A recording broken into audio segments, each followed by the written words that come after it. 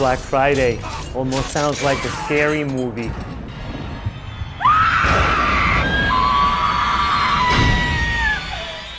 Seeing this accounting peculiarity, it seems like one of them brilliant American marketing minds decided to take advantage of the shocking name to increase its impact. And apparently it worked quite well. The Chamber of Understanding. Hey crazy truckers, if you're new here, welcome. If not, welcome back. According to some, Black Friday comes from business accounting. Traditionally, when an account has a negative balance, the numbers of this account are written in red, hence the expression in the red, which implies a situation of loss or debt. It seems like in the US, retail businesses are in the red until November. Yeah, I know, hard to believe, right? This situation changes around Thanksgiving, which marks the beginning of the Christmas sales campaign, when business finally stop losing money and their accounts turn black. See how clever? Black Friday.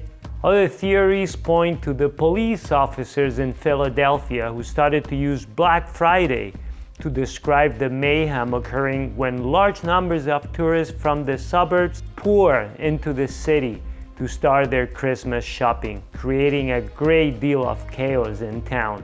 Regardless of the origin, Black Friday has become synonymous with bargains. And who's about to say no to a bargain? From Black Friday, Cyber Monday, Amazon Prime Day, Christmas sales, etc. The tricks to sell are endless. Although controlling inventory is critical to the optimal operation of a business, clever salespeople often use this excuse to boost their sales. Even those businesses not managing inventory. The line between an excess of zeal from salespeople and marketing technicians to do their job and abusive behavior bordering on dishonesty is thin. However, the most effective marketing department would quickly go under if there was not fertile ground to plant their seed. And we need to be honest here. We love to buy. Buying makes us feel good. Why? Psychology gives us some clues. One of the keys lies in dopamine.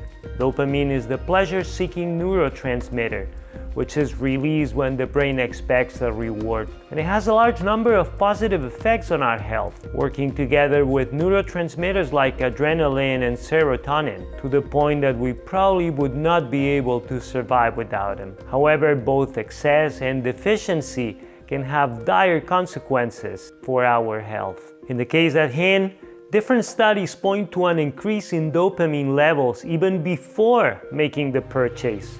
We can't avoid it.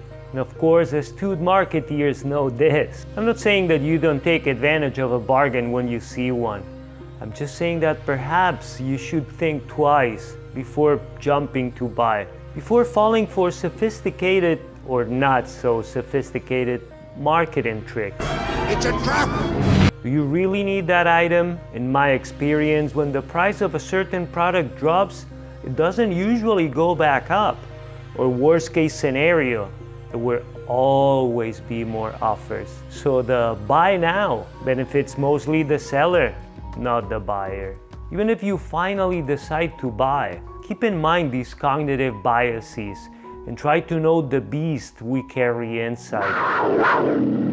Sometimes indulging in a little shopping can help us keep the beast at bay and fix a slight depression. You don't have to wait for Black Friday or any other promotion, which I'm convinced is rarely worth it. But if these dopamine lashes are more and more frequent, if all signs beginning to point at you losing control, that you are no longer the one at the helm, you will notice, because whenever you cannot buy, you are unhappy.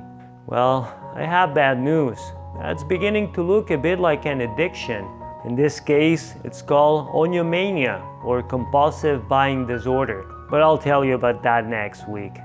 As always, thanks for watching.